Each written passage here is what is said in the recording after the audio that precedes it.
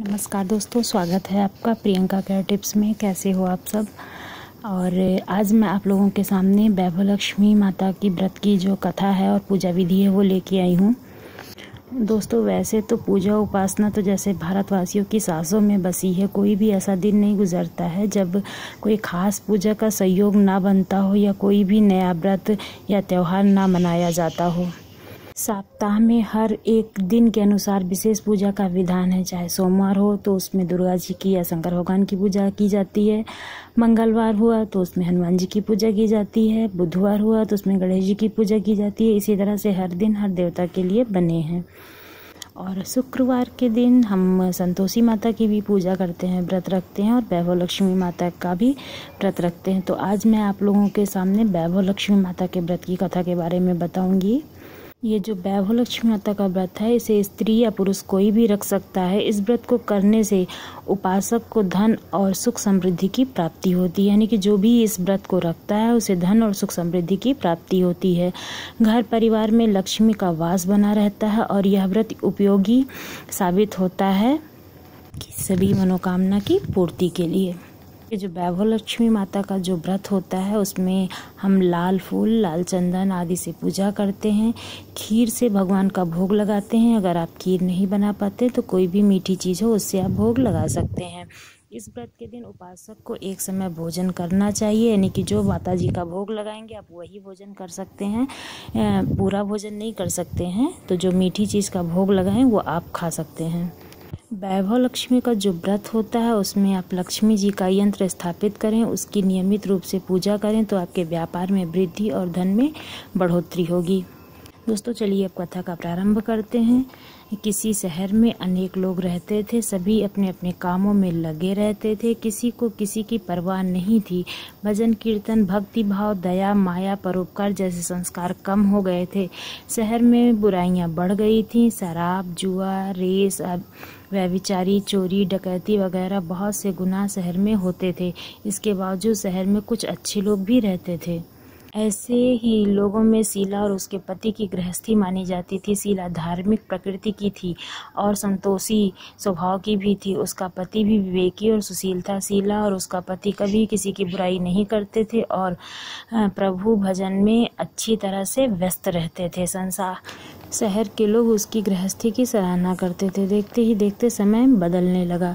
जो शीला का पति था वह बुरे लोगों से दोस्ती कर बैठा। अब वह जल्द से जल्द करोड़पति बनने के ख्वाब देखने लगा, इसलिए वह गलत रास्ते पर चल पड़ा। फलस्वरूप वह रोडपति बन गया, यानी रास्ते पर भटकते भिखारी जैसी उसकी हालत हो गई।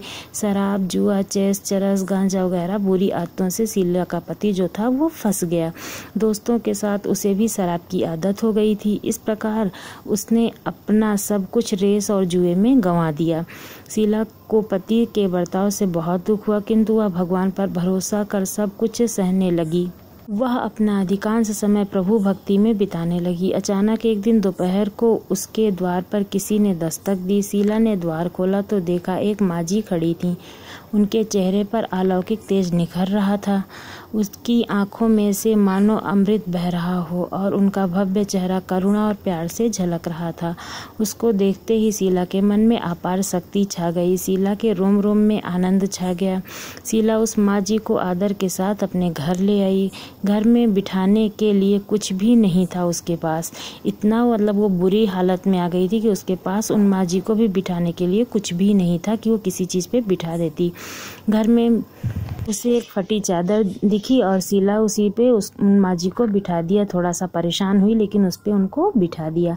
माँ जी बोली, क्यों शीला, मुझे पहचाना नहीं? हर शुक्रवार को लक्ष्मी जी के मंदिर में भजन कीर्तन के समय मैं वहाँ आती हूँ। इसके बावजूद शीला कुछ समझ नहीं पा रही थी। फिर माँ जी बोली, तुम बहुत दिनों से मंदिर नहीं आई, अतः मैं तुम्हें देखने चली आई। माँ जी के अति प्रेम भरे शब्दों से शीला का जो हृदय था वो बहुत ज़्यादा पिघल गया।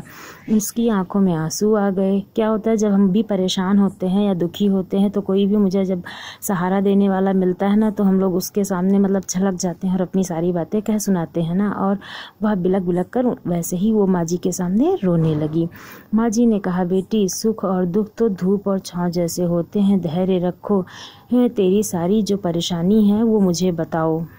जी के व्यवहार से शीला को काफ़ी संबल मिला और वो सुख की आस में उनसे माँ जी को अपनी सारी कहानी कह सुनाई। कहानी सुनकर माँ जी ने कहा, कर्म की गति न्यारी होती है बेटी, हर इंसान को अपने कर्म भुगतने ही पड़ते हैं, इसलिए तू चिंता मत कर।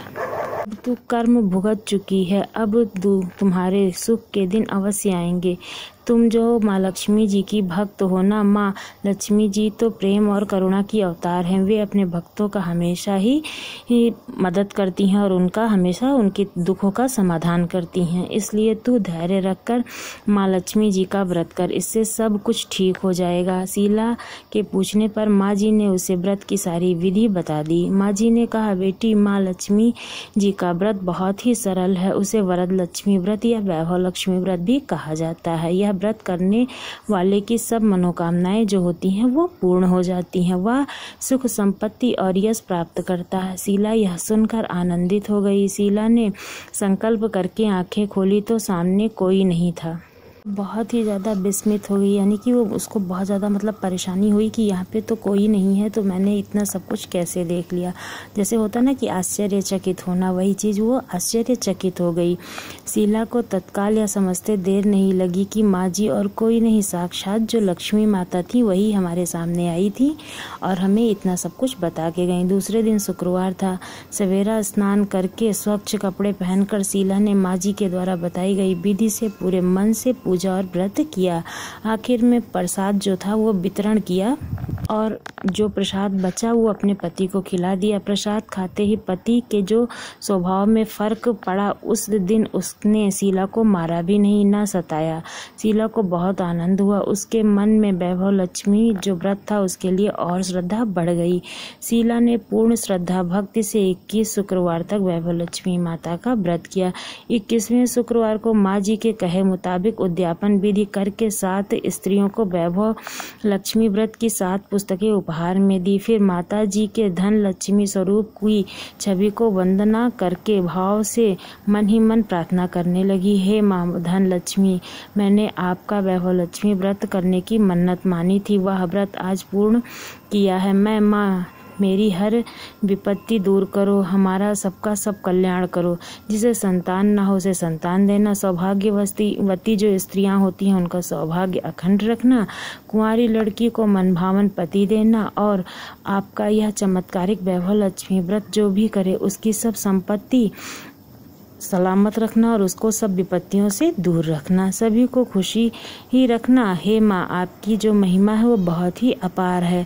ऐसा बोलकर लक्ष्मी जी के धन लक्ष्मी स्वरूप की छवि को प्रणाम किया। व्रत के प्रभाव से शीला का जो पति था वो एक अच्छा आदमी बन गया और सारे दुष्कर्मों को उसने छोड़ दिया और कड़ी मेहनत करके व्यवसाय करने लगा। उसने तुरंत शीला के गिरवी रखे हुए गहने पहले छुड़ाए। घर में धन की बाढ़ सी लग गई। घर में पहले जैसी सुख शांति छा गई। वैभव लक्ष्मी माता का जो व्रत का प्रभाव था देखकर मोहल्ले की दूसरी स्त्रियां भी विधि विधान पूर्वक वैभव लक्ष्मी माता का जो व्रत था वो करने लगी। दोस्तों, ऐसा है हमारी वैभव लक्ष्मी माता का व्रत इतना शक्तिशाली और प्रभावशाली है।